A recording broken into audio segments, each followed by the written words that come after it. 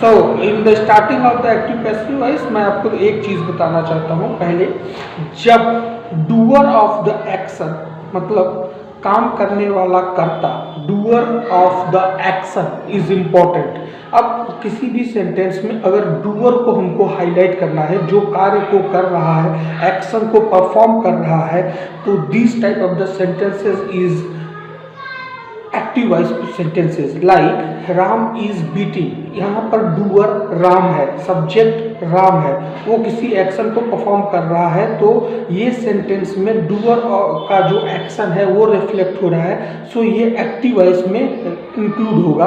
और अगर इस सेंटेंस को मैं इस तरीके से बोलूँ कि Ram is being beaten, now दो जो आपका इम्पोर्टेंस है वो रिसीवर ऑफ द एक्शन की तरफ जा रहा है।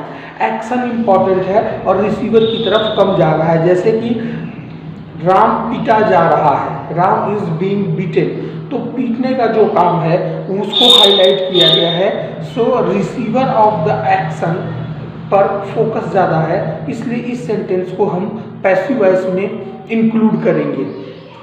जब डूअर इंपॉर्टेंट हो किसी भी एक्शन के लिए तो एक्टिव वॉइस, और जब एक्शन को हाईलाइट किया जाए और परफॉर्मेंस को हाईलाइट किया जाए और डूअर की डिग्री को नेग्लेक्ट या कम कर दिया जाए तो passive voice. So this is the simple concept. Now onwards in the videos I will focus on which type of the sentences we are going to be convert in passive voice or we are not going to convert in passive voice, या rule book हमको permission नहीं देती, grammar हमको permission नहीं देती उसको convert करने के लिए। So be there. I am Krishna Swani, online digital coach, teaching you active and passive voices. Have a great day.